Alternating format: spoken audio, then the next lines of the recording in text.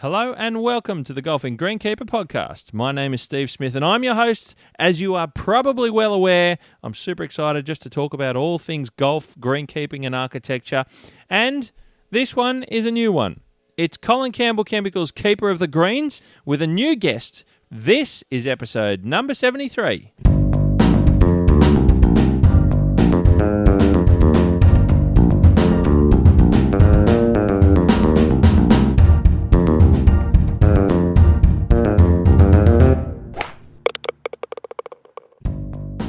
Ladies and gentlemen, Nadeem's Nuggets makes a return for a little bite-sized information for your ears. Nadeem, how are you going? Yeah, not bad, Steve. Thank you. Now, we know this year we've got a forecast for spring of La Nina again. Short version is there's going to be a higher chance of rainfall, and if nothing else, you can bet your bottom dollar if you don't get the rain, you're going to have high humidity to deal with. And in golf and turf management, that equals disease pressure. Now, you've got some info for us about what you have on the marketplace that can keep us in control of our disease pressure on the golf course and in turf management. And one of those you brought to the country. Your company brought to the country back in the 70s, and I remember using it at Katoomba Golf Club as a superintendent. That was the Dakar Green. Yeah, 100%, mate. It's always been known for its broad spectrum disease control, but also its superior sticking capabilities, especially with the inclement weather. The other product we've got that is also got very good binding capabilities is emerald fungicide. So both of them are contacts, both of them are great in broad spectrum disease control, and especially with the type of weather that we've been having and that's going to be coming into the springtime. Fantastic, mate. Now just give us a little bit. What are some of the diseases we're talking about? Just be a little bit specific for our listeners so they know they can take it away. Yep, between those two, brown patch, dollar spot, anthracnose, grey leaf spot, helmo diseases, and a few others that we're working on, which I'll mention down the track. Now, where can we find all the information, Nadeem? At our website is the best place, campbellchemicals.com.au, under the turf product section. Fantastic. Good to hear, mate. Thank you, Nadeem, for Nadeem's Nuggets.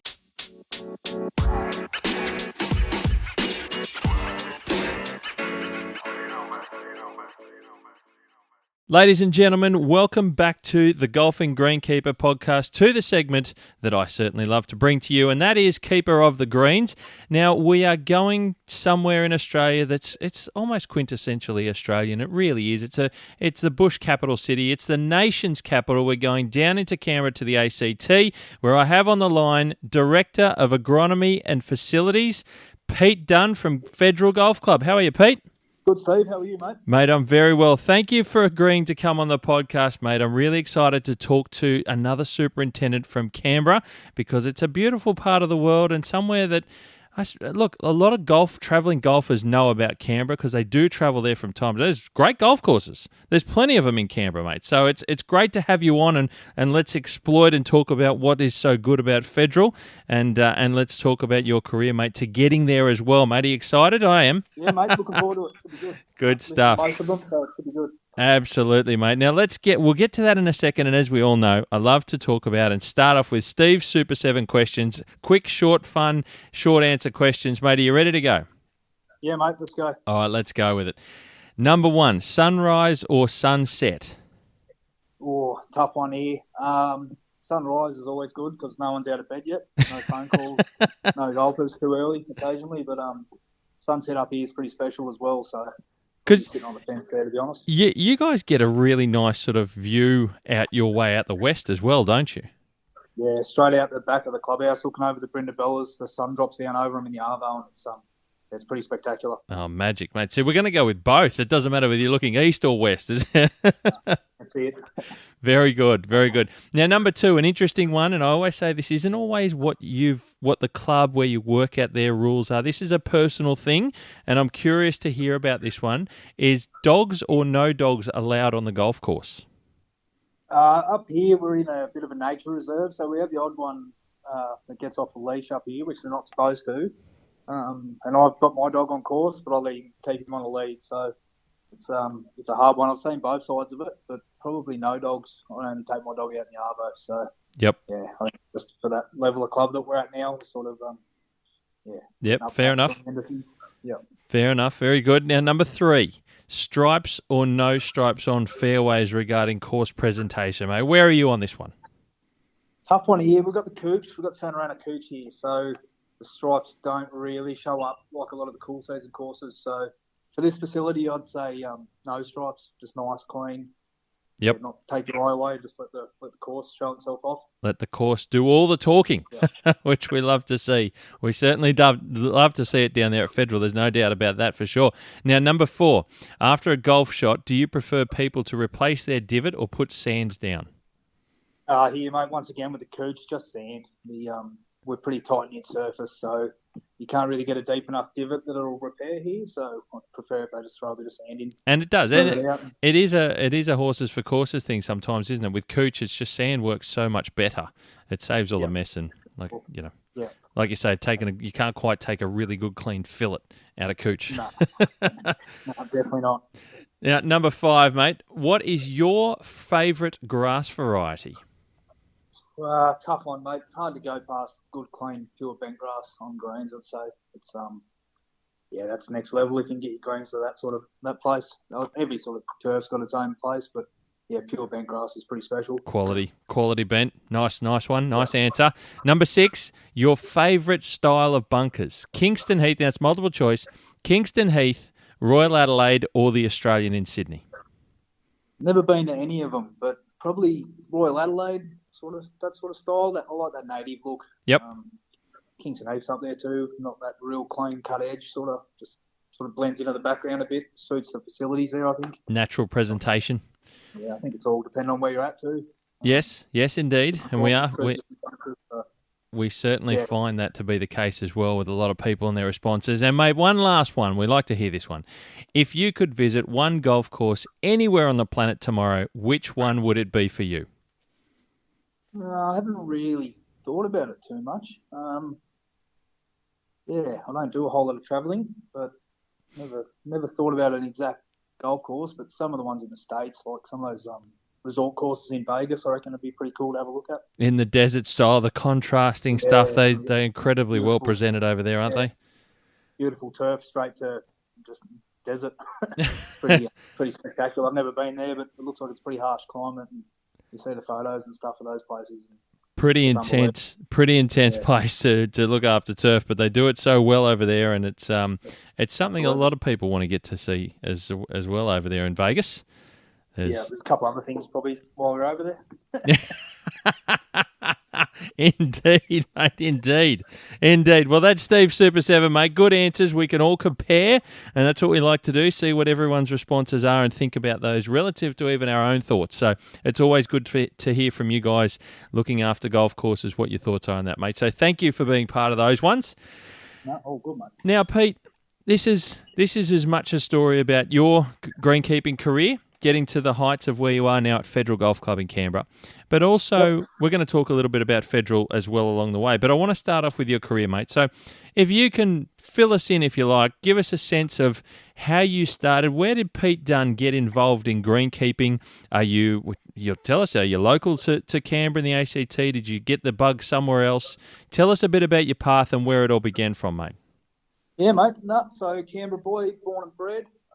Only ever lived here. So, yeah, only place I know.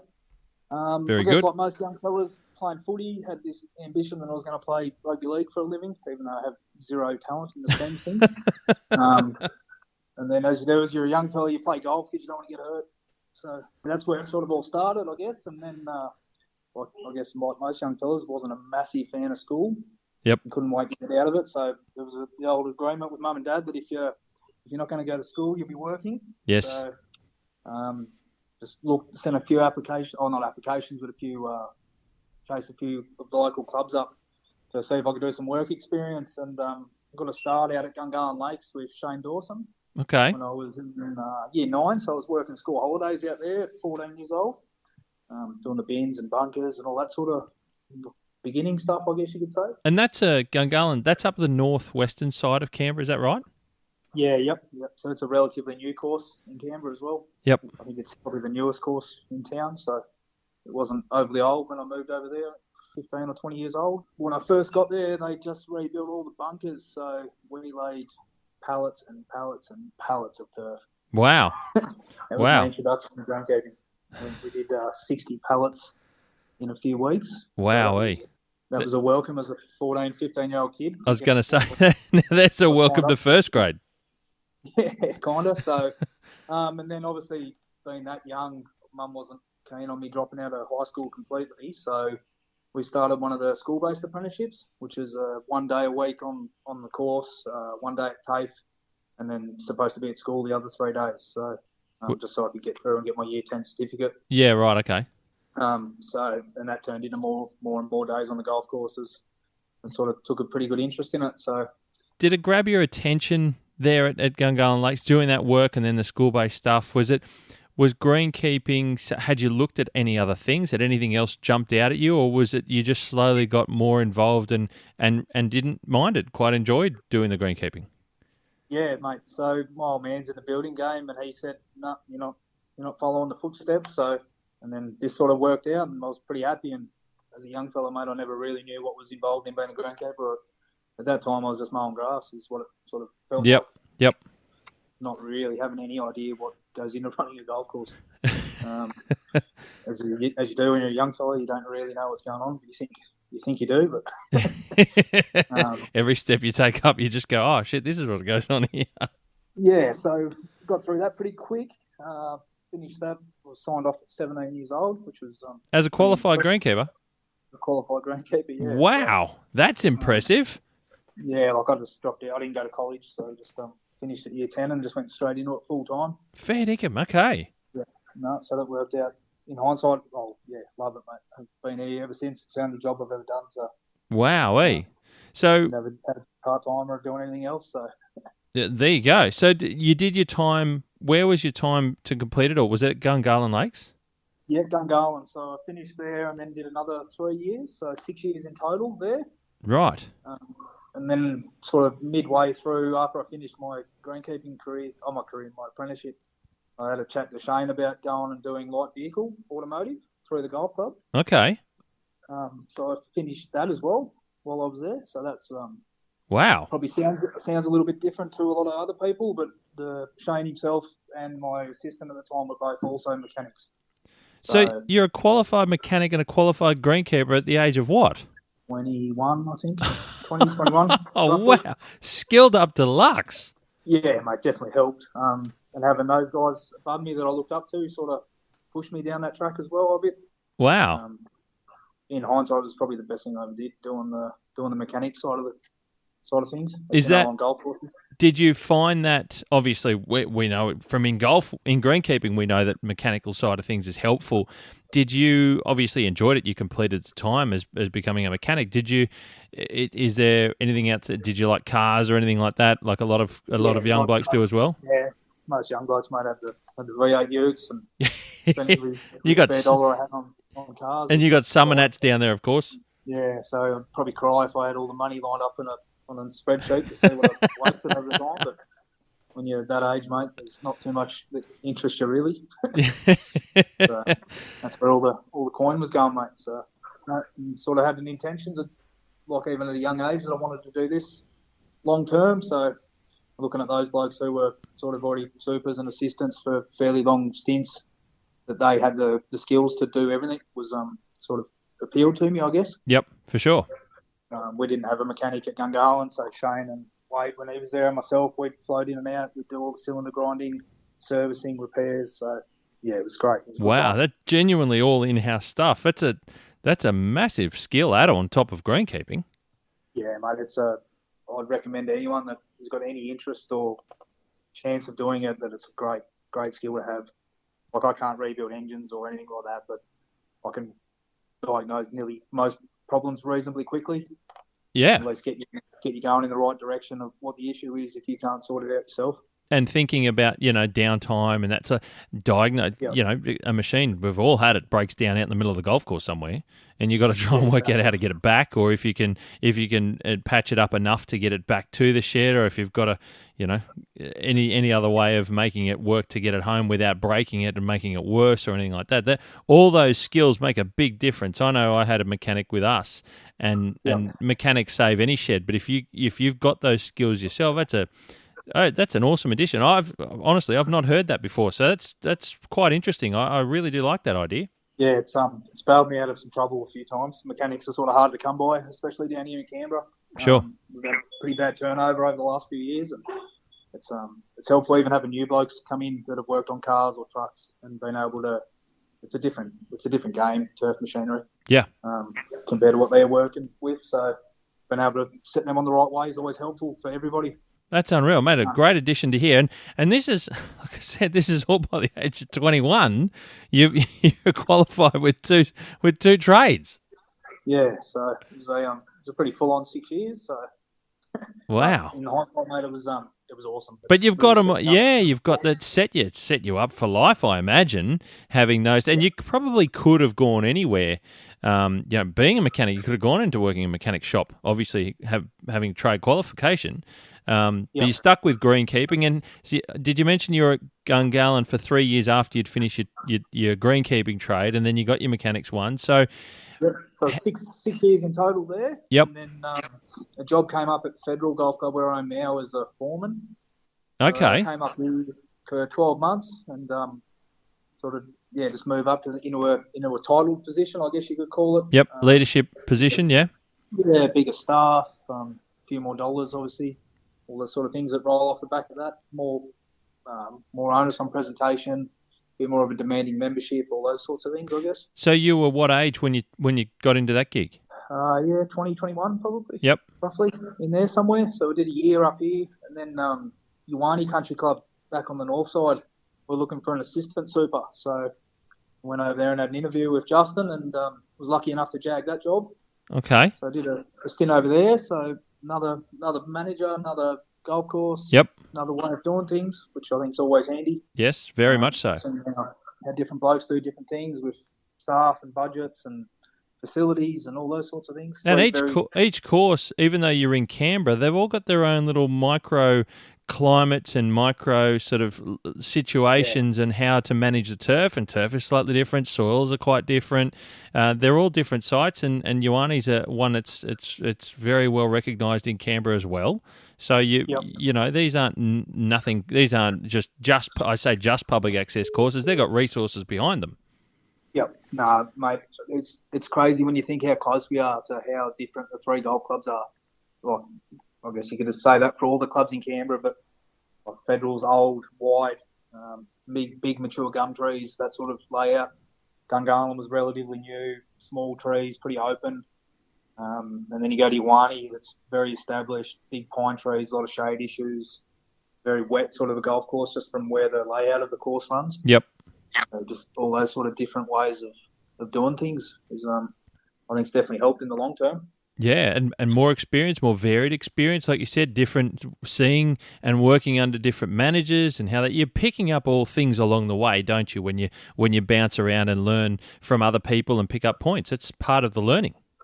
Yeah, mate. It's I think I've been pretty lucky for in a relatively short amount of time to work for some really good managers and see some facilities and pick up a little bit off each one of them and take what I like out of it and change a few other things around and keep learning. I don't think it ever ends. Meeting different blokes, even other blokes who are supers now.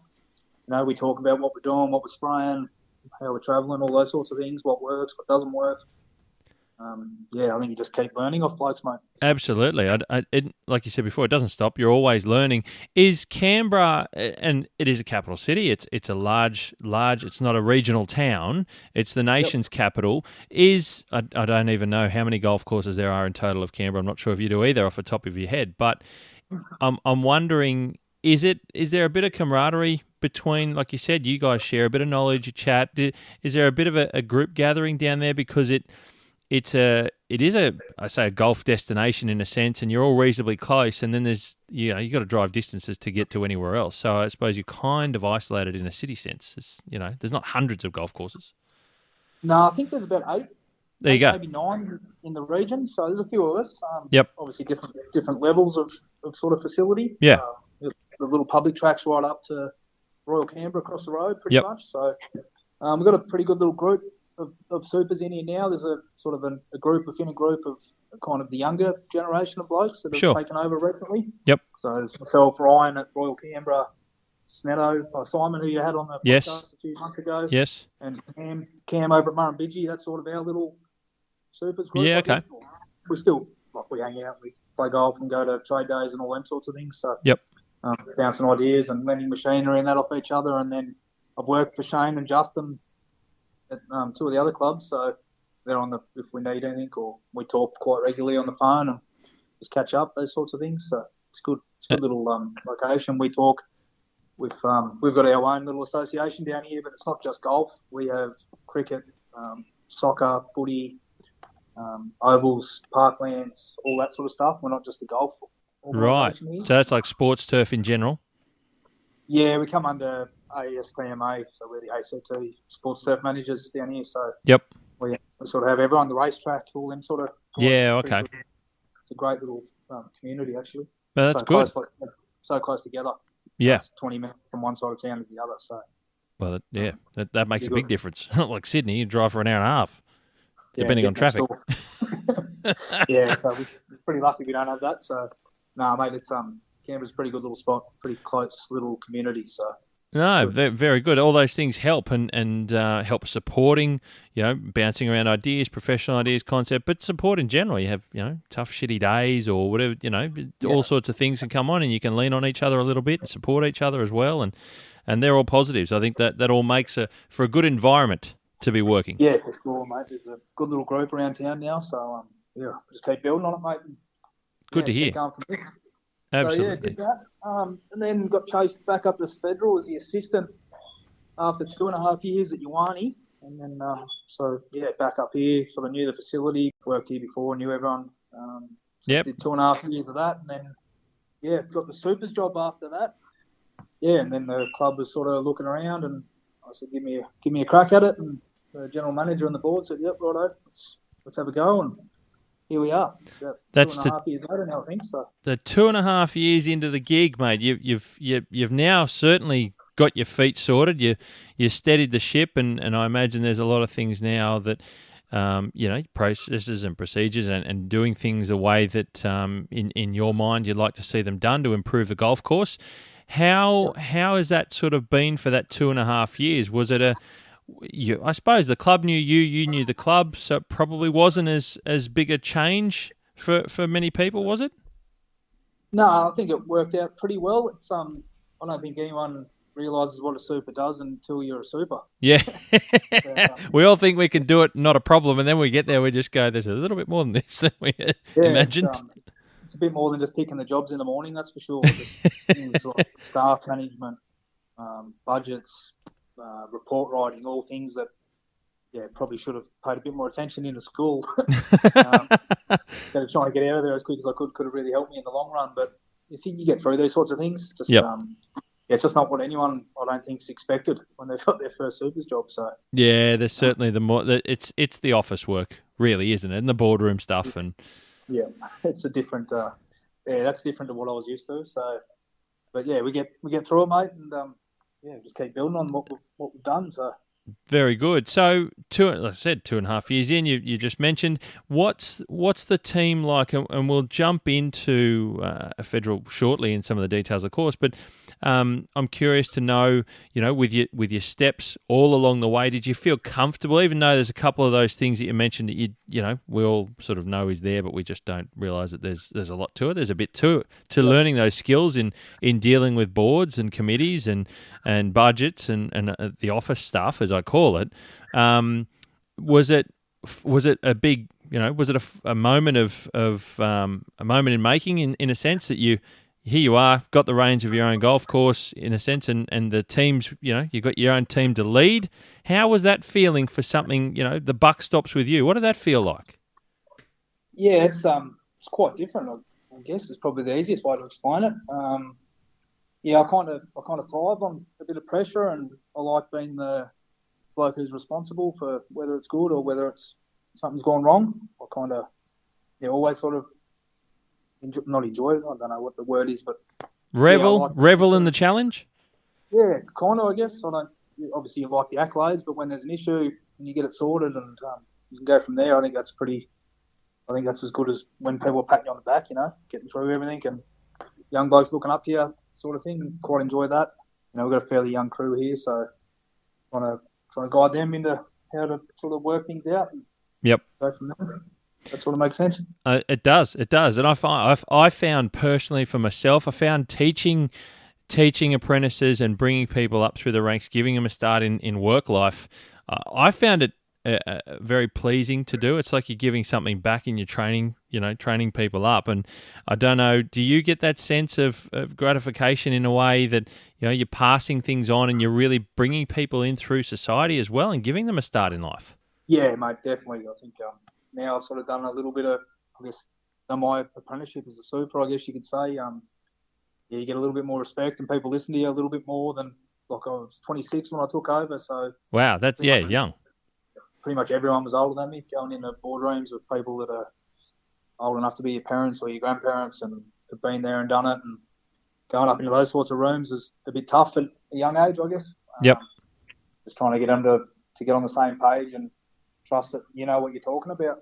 Yeah, that's a skill for sure. Can I ask, was that challenging at the time initially being on board as a young superintendent? Did you and this isn't no disrespect to the club and the people on the boards and committees at the time, but just how did you feel about that? Was it more challenging than you thought it might have been, or was it a little bit easier than you thought it might have been? Oh, definitely challenging. I've got a great general manager here who's backed me 100% since I've taken over. We've got a really good board here, so they sort of, obviously while things are going well, they sort of let me do my own thing. So we only really talk if there's an issue. So thankfully we haven't had too many conversations. But yeah, mate, they trust me, so that always helps. And I'm here to do the right thing by the club, and absolutely, it's a good little relationship we've got with everyone now. So. Sensational. You got to have that. You got to have a good working relationship and understanding of who's who in the zoo, and they, like you said, they've got to trust in you, and you got to show them that you know what you're on about, you know how to do your job, and you can bring the best out of the golf course, and always improving the course, leading the team, and that give you time, and you will show them. And clearly you've already gone through 2.5 years, and now that's obviously that's the working relationship. Yeah, we might be a little bit different to a lot of other clubs. We're 100% in-house, so we have the pro shop, the kitchen, the bar. Everything's owned and run by Federal Golf Club. Okay. So you can build a better relationship than with outsourced pro shops. But, yep. Those sorts of things, like if there's wet days, no carts, course closures, it's a business decision. It's not a you versus me decision, which I've seen before. Yep. Your can carts and pro shops are small little businesses, and yep. they think you're doing it just to upset them. And here it's purely a business decision. And that can happen, absolutely. Like you said, you've seen it, I've seen it. I think a lot of, I'd be kidding myself to think that not many people had seen it. I think a lot of people have seen the differences, the way that clubs are run differently, and there's pluses and minuses for all of them, the different different business models and the way that all clubs work, and you form those relationships. But I've got to be honest, I'm a little bit more on the side of you there with the club running a lot more. I just find it can build a team, a really big team over the whole property and all the facets and all the parts of it. So, mate, I agree with that sense. That's how I personally like to operate and function as well. So, I will. I'll back you on that, mate. I'll back you up on that one. I agree with that 100%. So that's good to hear, though, at Federal. That's one big team working together in all departments. You got to all be rowing in the same direction, because I can speak from experience, and I know my old golf club shut down and there's no more, but we had moments where not everyone rows in the same direction, and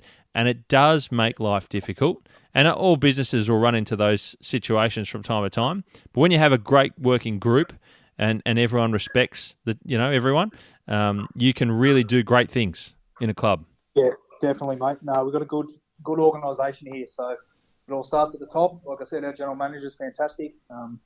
He's obviously in charge, and then we have our little areas. So I'm obviously golf course and outside, and then we have the golf maintenance, the golf department, do the golf and all that sort of stuff, and then we have functions and bar and kitchen. So they're all sort of got their own managers. We know which way we're all going. Like I said, rolling in the same direction, and we have fortnightly meetings with all the senior leaders, and we go from there, mate. So everyone knows it's pretty clear where we're going, what we're doing, what the goal is at the end of the never-ending road, I guess. That's it. That's great. You've got to have those goals and targets and be moving in the right direction.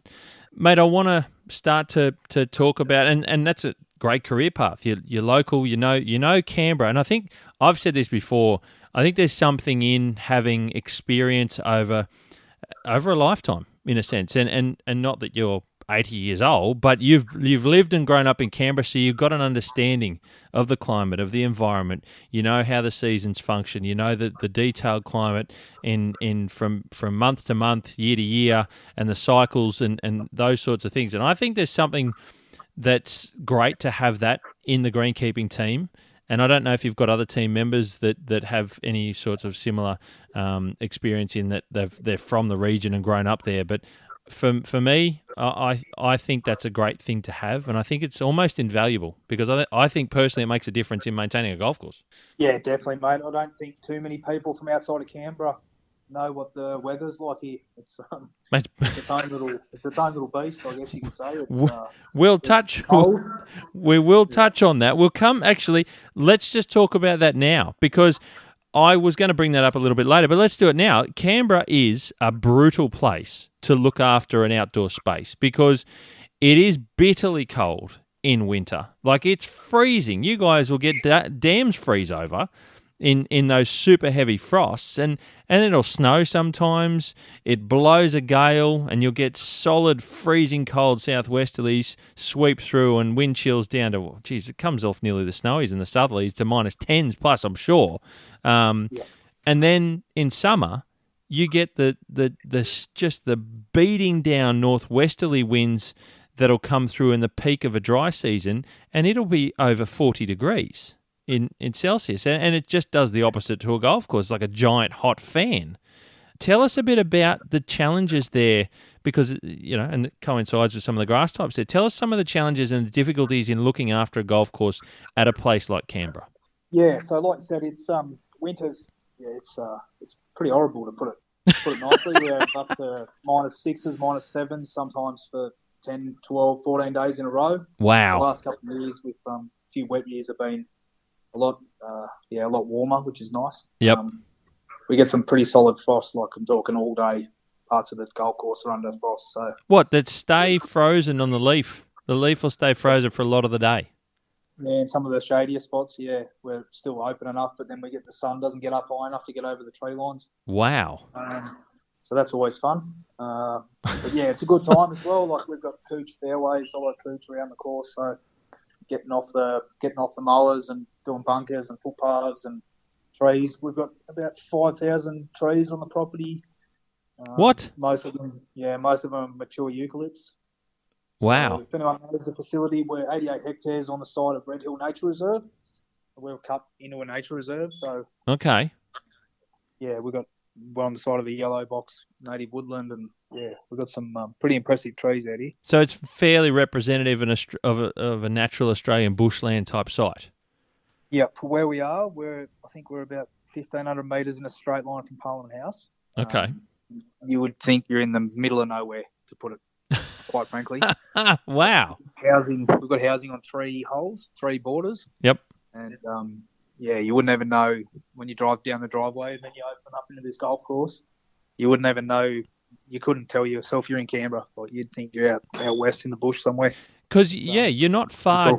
You're not far down the southwest, away from the sort of city centre, really. And you mentioned only 1.5 k's from Parliament House. Like, you're still very much in the middle of Canberra, in the suburbs. Yeah, mate. 5 minutes to the city centre. Wow. That's with traffic. So don't tell Sydney people. Yeah. No, we're in a great spot, mate. It's quite special up here. So it's very accessible. You don't need to drive far to get there. You're in the middle of town. Yeah, pretty much smack bang. That's awesome. Couldn't get much more centred. So that's awesome. A lot of members from both sides of town, north and south. So it's a good little spot, mate. So yeah, winter's a big struggle here. Summer, same thing. That's why the club went cooch in the early 2000s. Okay.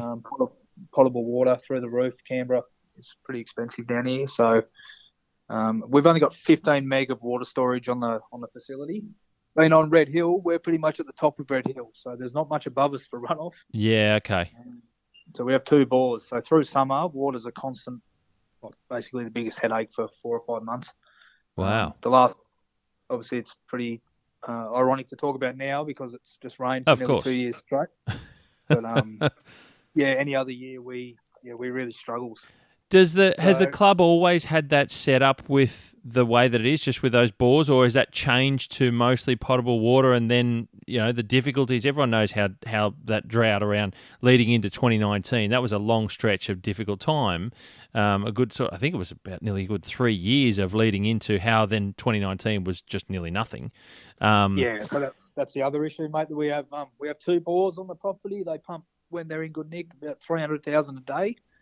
Hopefully now there'll be enough groundwater in there hopefully we'll pump them well for the next few years if we need them. Is water security, and I know I've spoken about this in a recent history podcast that I did, but also I talked to a lot of supers about their water security, because in Australia it's pertinent. We've got wet years at the moment, but it will turn, and screws will go berserk. Mother Nature will tighten them up so much, and we'll be back to a 2019 again before we know it. Is it something that the club, they've probably considered how to deal with that, no doubt, for years, I'm sure, but is it something that are they still considering? I'm alluding to the fact that they have. I assume they will. Is it something that they talk about from time to time, how to change that or improve that? The main goal is to be water sufficient. Yep. Or if not sufficient, as close to basically zero potable water pretty as damn possible. Close. So that's basically the number one goal. And like you said, in the early 2000s, that changed to Santarana Cooch. That would have been a game changer just for course present, a playable course during summertime. Even though you've used a lot of water in dry times, I can't consider what it would have been like previous to that. Yeah, it was before my time, so I'm not really sure. I've seen some photos of it with courses and grass. It was pretty spectacular, but when it's good, it's great. When it's not, it's terrible. Yeah. So our irrigation system as well, it was installed in 1980. Yeah, so wow. If anyone knows the old rain spray brass knockers. Yes. So we've still got those in a fairly large, or probably 95% of fairways. Oh, really? A couple still on a few greens that I haven't swapped over yet. Tees. So yeah, we're talking 45-year-old hardware, like little PVC piping. So we have blowouts pretty much every week through summer when we're pumping the system. Oh, so man, that's brutal. A new irrigation system as well to get that efficiency up. Totally. Valve in head. Get the efficiencies up where they need to be, mate. To save water, it sounds silly, but putting the water where it needs to be. It all makes a difference. That's you've got to be your delivery of precious resources of water has to be as efficient as possible. So, otherwise you do spend lots of money on water, and you are wasting water in a sense as well. So those things go hand in hand. And again, it sounds like Federal as a club is working out how to do that. Yeah, for sure, mate. And that's great to hear. With that little water, we do a heck of a lot of hand watering. I think it's good as well. Get a better surface as opposed to just having the luxury of turning sprays on. Sure. In saying that, we've got a few more staff than a lot of other clubs too, so we can kind of throw blokes on hoses, and it's not a massive issue where we can. So we have that luxury. So let's talk about your team, mate. What do you have as a team there that you lead? What's the team made up that looks after Federal and delivers this beautiful product that you have there? So we're 9 full-timers. Wow. Myself, Adam, my superintendent. I've got an assistant coming on next week, a mechanic, a greenkeeper, a groundsman, 3 apprentices, and a part-time gardener, and a young special needs bloke who does a few days a week for us. Helps out. That's great. So there's a bit of community involvement there. I'm sure a lot of those guys are probably local people as well. Yeah, got a few. We've got a fairly well diverse sort of group from not around the countryside as such, but Adam, my superintendent, he was a Canberra boy, then moved to Melbourne, down to Metro for a few years. Nice. We had 5 or 6 down there, and got up to a foreman role down there, and had a little spell out of the industry, and we got him back. Him and his missus and kids wanted to move back to Canberra, so lucky enough to get him up here. A few other local boys, my mechanics from Queensland. I've got an apprentice that moved down from inland of Newcastle. I can't remember what town he said. But Wow. Up the Hunter. Yeah, somewhere up there. Couldn't get a job. Wanted to be a greenkeeper badly and couldn't get a job up there, which is surprising. But it's worked out for you in Federal. Yeah, gave him a call and he said, yep, sweet, packed up his bag and drove down here and he's been here since. So wow, that's great. Yeah, got a couple other young kids that are Canberra boys. Yeah, so we've got a good little crew, actually. That's awesome. Very good to hear. Good to hear. Do you get much... I'm curious to hear some courses. Some courses have volunteer help from time to time. Do you guys have that level of engagement with the club or not so much? Yeah, we do. We've got a small Dad's Army group that come in on Mondays occasionally when they're not off playing golf and enjoying retirement. So yeah, they float in and out when they can. So they're definitely helpful.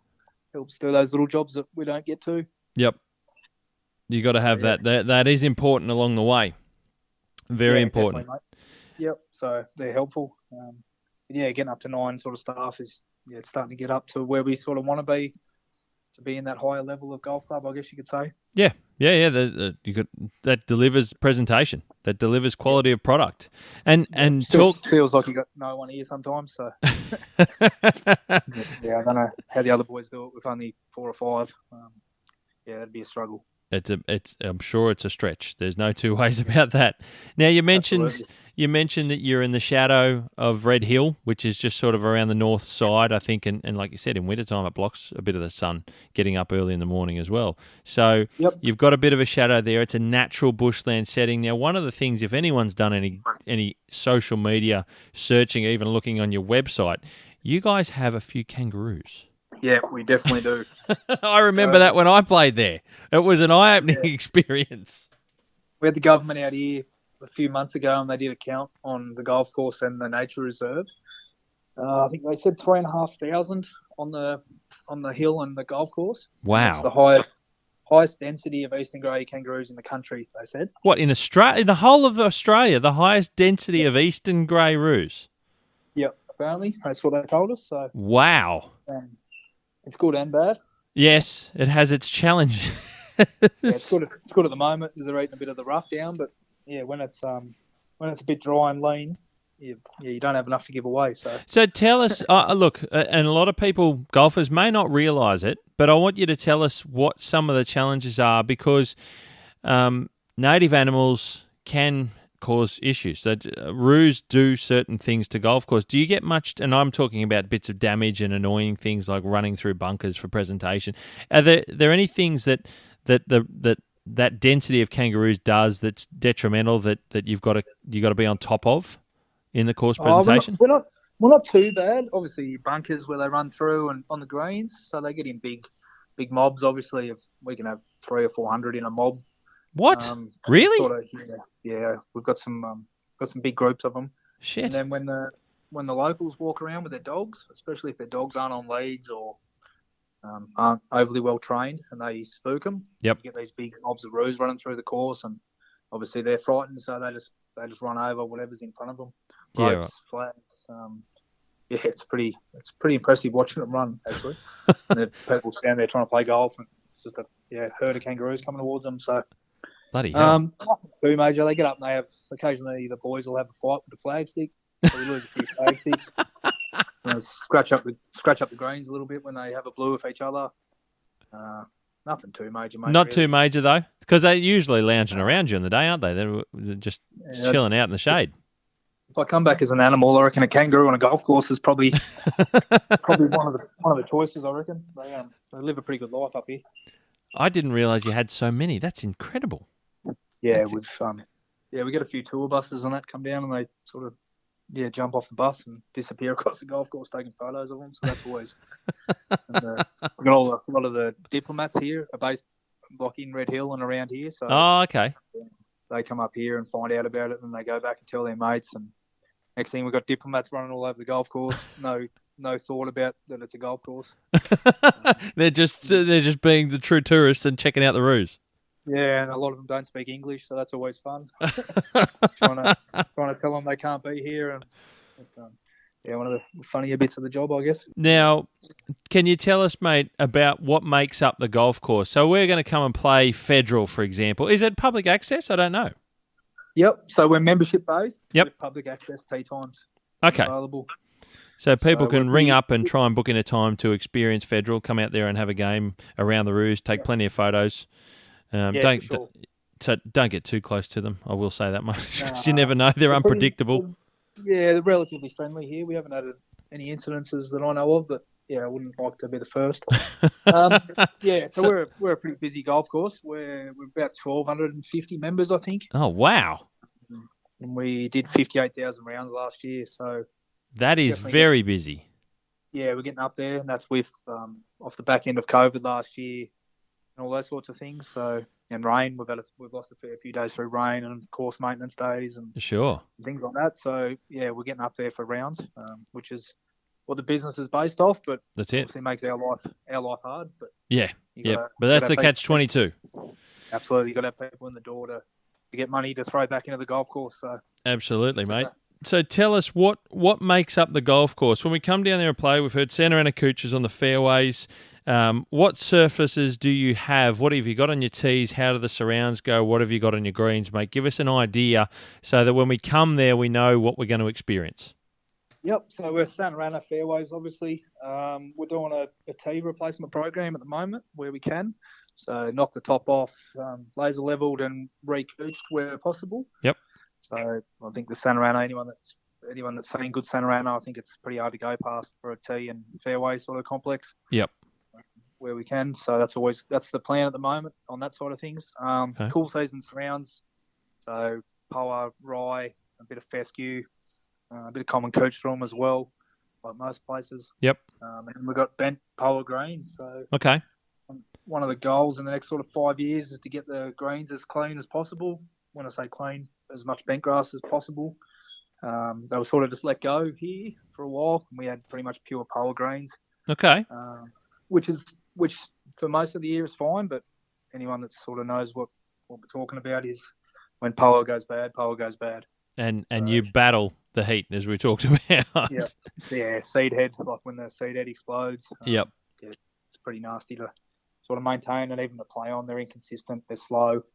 You need to put double water on them compared to what the bent grass uses. So that's something the club's backed me on. So we're just slowly trying to fade the power out while still keeping them in really good condition to play on daily. So that's a bit of a juggling act. And that in itself is water efficiency. You talked about earlier that absolutely. having those turfs. So you just mentioned that the poa does require more water, and you do get some seriously hot periods in summertime, more so than some of the cool climate, I suppose, combination regions in Australia, like where I'm from in the Blue Mountains, that we're considered cool climate, but we don't get the heat you guys get. It's mental down there. I just shake my head when I hear some of the numbers. The most we'll get is 35 degrees. You guys get 45. I'm pretty sure. We get pretty warm. Yeah, they're just two different plants, the bent and the poa, obviously. Even now, before the bent really starts kicking on, it obviously lays down and the poa just sits its head up. Yep. Which isn't great for ball roll where possible. So that's something we're working towards, and we've made pretty good inroads in the last 2 years, but we just need to just keep on top of it and keep the systems going. And yep, that's huge. That's huge. So they're definitely better than they have been. So very good to hear. So that's the longer term plan or the medium term plan for your green surfaces, and that like you said has its challenges as well. So that's something that the club's obviously trying to do, which is great, and you're trying to achieve, and bettering the surfaces for what you have down there. I'm curious about your cool climate grass varieties in your surrounds and what that presents for golf, because you going from the transition of Santa Ana Cooch fairways as a player. How do your surrounds stack up? Is it like is it 15, 30 metres, 40 metres on approach to the greens where that transition occurs? Whereabouts roughly does that happen for the surrounds, and does that present different from a playability perspective? So we've got probably on average 20 metres. Yep. From the end of the cooch to the greens. So it's obviously a challenge. Even things like keeping them clean from weeds is sure. It's hard. Worried about it tracking up onto the green surfaces, especially. Yep. So that's always an ongoing issue. But yeah, it's obviously it's not the dream situation to have a transition line. Yep. Just kind of just what happened years ago. We've toyed with going to couch surrounds. Okay. We're just in the process with our architect of working out if it's feasible in Canberra. Yep. Sure. Ryan at Royal's done a hole over there, and it's worked pretty well there. So we just want to sort of sit back and see how that looks. And everyone tells me that it works in Sydney and Melbourne, but like we discussed, it's a very different climate here. So very much so. So it's an evaluation. You guys are evaluating and understanding whether that's going to work and be suitable. Yeah, exactly. It definitely works when it works. Like you look at Melbourne, take Melbourne for example, but those sort of big wide shortcut surrounds, it's pretty special sort of golfing. But whether it'll work here is another story. We're pretty shady in spots, a lot of traffic. Okay. Yeah, I think if we were to rebuild the course, then you could make flow areas where they needed to be and spend that sort of money, but we unfortunately don't have that sort of money to spend. Yep, sure. So yeah, we'll just sort of sit back and we have a lot of meetings, obviously, about it's a pretty big decision. Absolutely. Long-term viability for the club would be fantastic, but it's just whether or not we go and do, sort of 7 or 8 hectares of green surrounds and then it doesn't work. It's 100%. Yeah, we don't want to. Definitely not a decision we want to jump into lightly. So yeah, we just where it's on our fairways, it's some of the best couch you could have.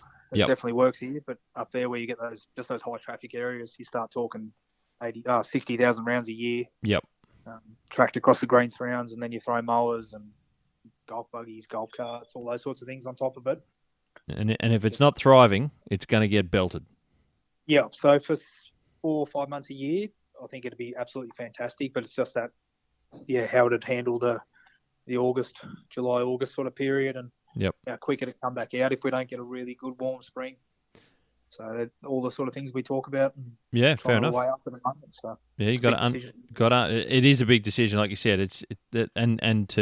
It's not like you're putting it down for the first time. You got to remove what you got, and then there's a lot of work. There's a lot of work. Does your cool season grasses and your surrounds, do they come across as a little bit softer through summer, so you'll have a firmer fairway? The reason I ask, I'm trying to understand it from a golf perspective, because we often see sometimes where golf courses will have kikuyu surrounds, which is often, it cushions the ball a lot for a warm season grass when you play those courses in Sydney that have it. Does a cool season grass variety have a softer sort of presentation and playing performance in the surrounds because you're looking after it much like a green surface, whereas the fairways are a little bit drier because they can handle the heat and less water? Is that something that will present like that way in the warmer months? Yeah, they're definitely a bit softer. Like I said, we don't have a lot of water, so sure. Surrounds, we spend a lot of time hand hosing surrounds. Yeah, okay. We've got shortcuts, green surrounds at about 8 mil, I think they're at the moment. And we have wide runoff areas and to give that putting option as well. Yes, that's a good thing. Yeah, it's good. A lot of the older sort of members, I think they appreciate it. Gives them a bit more of a chance. I'm a terrible chipper too, so it helps my game. It's good. Nice. So it's obviously going to be softer than where we're not watering, but we try and keep the whole course is sort of renowned for being firm and fast. Yeah, okay. And so that's what I aim for. And, nice. That's where we get to. Obviously, we have times where they're softer and we put water on them, but generally speaking, you're able to try and manage it better with like you said earlier, you get a little bit more hand watering options available because you've got a few more staff, so you can do that. Yeah, for sure. So we've got back-to-back sprays on a few of the greens too, so that also helps. Just turning the water on where we need to. Yep. Which is a big asset. So awesome, mate. Let's talk about the course so intimately. I say that about people who work on golf courses. You're maintaining the space, leading the team. What's one of your favourite locations? We come down there and play golf. We're going to be playing 18 holes. What's a great location that might be a little bit of a local secret on the course where some people they're playing golf and they're not looking up, they're not sticking their shoulders back and admiring and taking it all in? Do you have a location on the golf course that you just go, when you get to this point, if you're playing early in the morning or if you're playing late in the afternoon, this is a spot, Is there somewhere on the golf course you just go, this is our golf, this is where it's our golf course? Yeah, a couple of spots. In the morning, looking up the 18th fairway towards the green and the clubhouse when the sun's coming over the back of the building. That's a pretty good spot. Yeah, nice. First green, if anyone knows the course, first green, seventh green, second, we've got this big open sort of complex. So Okay. that's a pretty cool spot in the morning too. You get the sun coming down the first and through the trees. That's a pretty special spot. Yeah, nice. In winter on the fourth green, if you look back towards the south, you can see all the snow on the mountains. Oh, really? It's got a view straight to the snowies. Yeah, it's pretty cool. We've got some good photos on our social media if anyone wants to have a look. Oh, nice. Where else? After we've finished the round at about 5 o'clock, sitting on the back of the deck while the sun's coming over the hill, having a couple of beers. It's it's probably a bit biased, but one of the best places in Canberra for a beer, I think. Yeah, right. Have a couple of coldies out on the deck. Yeah, mate, it's a pretty special spot. When I bring people up here and they've never been here before, they're pretty impressed. So those sorts of places, we've got a pretty good little location here. Yeah, nice. It's hard to get a bad angle. I haven't been there I'm just going to throw it out there. I'm pretty sure it's been 20-odd years since I was at Federal last. I reckon that's about right. So I've got some memories, and some of that's the Kangaroos, but I remember it just being a magic golf course and coming away going, it's a pretty good test of golf too. You got a decent bit of length and a bit of size about you, don't you? Yeah, we're about 60. We're just under 6,400 metres off the back tee. Yeah, right. There you go. We can set it up pretty hard. We've got big greens. They're not crazy undulations, but when we get them nice and firm and fast, it's a good golf course. It gives everyone a sort of a chance at having a good game. It's nice and wide, so that helps off the tee. You can, a few of the blokes that spray them you got to really spray it to get yourself into too much trouble. Yep. So if you're in the trouble, you kind of deserve to be there. The ball roll, it sort of helps too with the blokes that don't hit it as far, and the ladies as well. Sort of the cooch just runs pretty well, which helps, but it can also get you in trouble if you're not putting it in the right place. And it's and I find, and I'll go back to Santa Ana because that's my favourite grass, is Santa Ana cooch. It's if you're a traveller from the southern states, from down Victoria and the like, it's not the Sydney Kikuyus and the softer, humid golf courses or grasses that have got to manage with the humidity of Sydney. You get that dry heat in summertime, so it really can present a good, firm test of golf, can't it? It's similar to what a lot of Victorians are used to. Yeah, if we get them nice and tight, we primo them up, and the ball sits up on top of them beautifully. It's pretty hard to take a divot, so you don't see too many chunks. Yeah, it's good. It's a good spot, mate. Nice, very good, mate. Tell us a little bit about if you, I don't know, is there? You mentioned there's about 8 or 9 golf courses in Canberra, but what do you think stands out that makes, and we might have already mentioned it, but you can highlight it again. What makes Federal, something different to the other golf courses there in Canberra that stands out a little bit more, that's its own unique feel? Is it the setting of where it is in that nature reserve of Red Hill? Tell us what you think makes it different from the others. Yeah, mate, I think the setting, just where we are, you're up here and like I said earlier, you feel like you're in the middle of nowhere. It's pretty special. You don't hear sirens and you get the occasional dog bark, but there's no cars, there's no roads. Wow, that's cool, because I'd probably not thought of it like that, and like I said, it's been a long time since I've been there, but to be in a city and not have those sounds in the background, that's a pretty big deal. Yeah, for sure, mate. We don't have too many people walking around. We've got a few residents that walk around the edge, but the walking tracks are right up off the golf course, so there's not any disruptions when you're out here. Nice. I'd say probably that. The location of it's pretty special. A beautiful setting. Very good. Now, what are your thoughts on the future? Have you got something that's that, again, we might have said it before, mate, but I'm going to ask specifically that you're looking to improve maybe in the next 12 months or so, that you and the golf club want to try and really start to turn the page on improving? Is there anything next that you're looking to do, or is there might have been something that you've done that's a big improvement in the last 12 months or 24 months? Yeah, moving forward, we're working with Neil Crafter, our course architect. Yeah, wow, okay. Redoing all the bunkers on the course. Right. So that's about 55, I think, in the new design. So we're going through all the design and all those sorts of things at the moment, costing them up and trying to work out how we're going to get them through and processes. So And is that that'll be do you that'll be have pretty. do you have some challenges with your bunkers? Is it because they're a bit older design that the construction's not as good? Are you looking to do with some of these new whiz bang bunker lining systems and drainage systems? Where are you going there? Yeah, so the course, half of it is original. When I say half of it, the greens are original. So Yep. I think they're 50, 60 years old now. Yep. And then in the early thousands, they rebuilt basically the other half of the course. So Okay. it's not front and back nine, front nine, back nine. It's sort of it's scattered. So there's a real sort of mix match feel of the course. If you probably don't notice it, but when you're here every day, Yep. you can pick it. So when they rebuilt the bunkers, they've used the cloth bunker liner, bright white sand, and then the other ones are just clay lined, sort of yellowy looking bunkers. A lot of them don't have any drainage in them at all.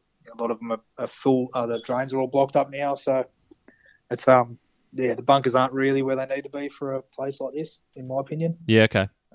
But as you'd know, bunkers are a massive cost, even just basic maintenance on them, let alone rebuilds. They are. We've currently got 52, I think, on the place. We've removed a couple over the last few years. And I think out of that 52, I think 40 of them are hand raked. Oh, wow. Okay. So you big entry lips and, just not machine rakeable. So it's a fair bit of, sort of takes 5 blokes about 4 hours, 3 days a week to rake bunkers. So wow. It's a fair chunk of the labour. That's huge. That's just to do basic raking. So that's massive. Yeah, it's pretty scary when you put it into an hour thing. Wowee. How many hours roughly a year? That's without snipping them, moving sand, any of those sorts of things. So. Yeah, that like you said, the edge maintenance is part of it. You haven't done any of that in a good growing season yet. Wow. Yeah, the boys are out there today actually finishing off the edging. So we've got club champs coming up in the next couple of weeks. So trying to get them all ready and tidy. Hopefully we can dodge the rain for a few weeks. It'd be nice. Yeah, doesn't look promising. And challenging is what it's looking like. It's challenging. Yeah, absolutely. Is the golf course soil composition? What's it like there? I'm sure it's not sand, but are you a heavier side of soil, or is it a drier, friable soil? What have you got? A bit of a mix. We're pretty heavy. There's a fairly high clay quantity in it, so it's not horrible. It's I guess it just is what it is. But if the drainage in the bunkers isn't working, mate, you've got swimming pools. Yeah, basically, I think we had 100 mil last week. I think there's probably 25. I think we still got to pump out. So we're looking at another 30 mil tomorrow night. So it's just umming and ahhing whether we waste blokes on pumps all day if they're going to fill up again on Thursday night. So that's the gamble. And these are the decisions, right? So take us through a bit of that practical, like, the practical nature of maintaining a golf course. In a sense, you're setting up and you're preparing for Champo. So there you go. So you've got 100 mil of rain last week. So your bunkers were, mostly underwater, more or less, and the course is already saturated anyway. And then you've got to prepare and think about whether 5 guys, it's going to take 4 hours to do the bunkers. That's just to rake them all. But if you've got to prep them, that means you've got to drain them first, then prep them, only to have another 25, 30 mil, an inch of rain for them to fill up as swimming pools again. Yeah, so that's where we're at for the gamble. And that's a chunk of time that all that labour could be used somewhere else. Yeah, when you start putting it back into hours, you go from hours into dollar value when you think about it like that. It's a pretty big decision. And these are the daily decisions that need to be considered, aren't they? You were talking much earlier, about the decisions from a superintendent's perspective, and these are them. Yeah, so we'll probably so we've got ladies first day on Tuesday, so we'll probably try and get all the green sides tidied up for that, and then if we get a chance to get the fairways, we'll get into them, but just try and get the green sides tidied up, and if the fairways are out, the fairways are out. Just try and get it back to how it should be. And how much? And it's a moment's notice, and you might be able to give us an idea anyway. But when we know that these last couple of years have been particularly high in rainfall in Sydney, but what has it meant for you guys there in Canberra? Because you don't get the rainfall of Sydney. You're a much drier region of Australia than the East Coast is, certainly to Sydney and northern New South Wales, even southern New South Wales. So what is this? How much more than normal rainfall have you guys been receiving? What is it, about double your average, your annual totals? Where are you at with it? Yeah, I'd have to check to get an exact number, but I think mid through last month we'd already hit the yearly total. I'd have to just check the numbers, but I think Canberra's about 600 mils average. Yep. Yeah, we've had over a metre. Wow. So already? We've still got 2.5 months of spring and summer left. So and that's the storm season. The storm season where it builds up the moisture and it comes in, and we know it's already raining in a lot of parts of central western New South Wales. So you've got a long road ahead potentially. Yeah, mate, we'll be right. We'll get through it, and we'll just it's obviously we've had bugger all compared to what some of the other parts of the country have had, but if it was up to me, mate, I'd take the rain over what we went through a few years ago. Yeah, because that was brutal, right? That was pretty. That dry was insane. Yeah, so where we are, especially, obviously, I can't speak for everyone, but where we are, it can rain as much as it wants, and we'd be pretty unlucky to close the course and lose golf. Yeah, wow, okay, that's interesting too. Interesting point of note. Yeah, it's a hard one. Mate, we keep picking how we're going to attack the day each day, and we go from there. Look at the forecast and see what's going to work best for everyone, I guess. And that's the long-term strategy. I say, like all the guys and girls are doing on all the courses across Australia. You just roll with the punches, and whatever Mother Nature throws at you, you can only present the course as best you can with what's at your disposal to do so. And mate, it sounds like you're doing everything and then some at Federal down there in Canberra, and it's great to hear. It's great to hear some of those details and insights on what it means to prepare a golf course at the moment for you guys, and the decisions in making those presentation details and getting it right for the club. There's a lot in that, mate, and I appreciate you telling us on some of those things. So and also with some of the stuff, the future of Federal Golf Club, it sounds like that the club are looking at the long-term future. There's plenty going on there at Federal, which is heartening and enlightening and fantastic to hear about, mate. So you sound like you're part of a great team down there. Yeah, mate. No, it's a pretty good spot to be at the moment. So enjoying each day, which helps when you want to come to work. That's for sure. Fantastic. Well, Pete, that has been incredibly insightful to your career path as a Canberra local, moving around and gaining experience through some of the peers that you've worked under, and mate, you're still working out that you've got 2 trades at the age of 21. That's impressive. That's very impressive.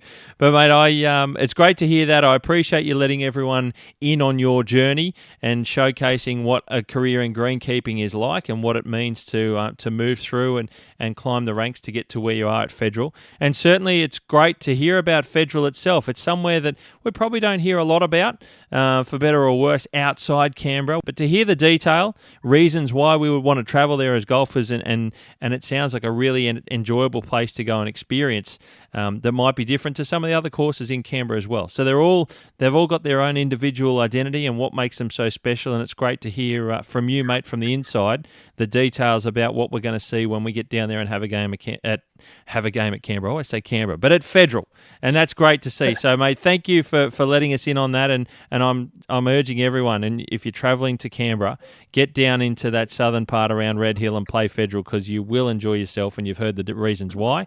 And Pete, mate, thank you very much for opening up about it all and giving us an insight.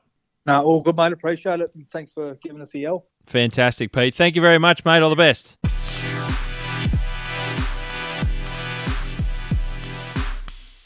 Well, ladies and gentlemen, I hope you enjoyed that conversation with Director of Agronomy and Facilities, Pete Dunn from Federal Golf Club down there in the ACT in Canberra, the nation's capital, the capital of Australia if you're listening from further afield. And I think it's a quintessentially Australian golf course in that it's got the most kangaroos of any golf course I've ever heard of. There are plenty, and you heard just how many there are. It's the most dense population of Eastern Greys, Roos. It's just, but it's a beautiful golf course. I've played there a number of years ago now, but it is a fantastic golf course. It presents so well, and hearing Pete talk about the team and what they're able to do and where they're moving, it's really fascinating to get that insight, and it really gets me interested. And I spoke to Pete after the podcast as well and said, look, mate, I'm hoping to come down because it's been a long time between visits for me, and I love catching up with the golf courses that I haven't seen for a long time and playing them again. And, Federal is now on my hit list because it sounds so good. It really does sound well. So I hope it's one that you want to visit too, guys. Thank you to Pete for being open with his greenkeeping career story. It's always good to hear where people got to, how they got into greenkeeping and where they're going. And I think he's doing a wonderful job down there leading the team at Federal Golf Club. And also appreciate the insight into Federal Golf Club as well, and the golf course and what they go into presenting that golf course for the members and the guests that frequent that golf course there down in the southwest of Canberra itself in the suburbs. And don't forget that Colin Campbell Chemicals, the sponsor of the podcast, the keeper of the greens, are wonderful sponsors there. They can help you out with any of your turf management and turf protection questions that you've got. They'll wonderful people there. Nadeem at Colin Campbell Chemicals is a man to get in touch with, and they can help look after you. So don't forget that. Check out their website at campbellchemicals.com.au. Thank you to everyone for listening. Please leave me a comment. Please leave me a review, most importantly. A written review are fantastic. I do appreciate that. A star rating is also helpful. And if you want to get in touch with me, you know where to go. Social media, The Golfing Greenkeeper on Instagram, Facebook, LinkedIn, and Twitter. And thegolfinggreenkeeper@gmail.com if you want to drop me an email and be so kind. More than happy to chat about all sorts of things. Keep an eye on my socials. Plenty of things coming up. As I always say, you hit them clean, we'll keep them green, and I'll catch up with you very soon.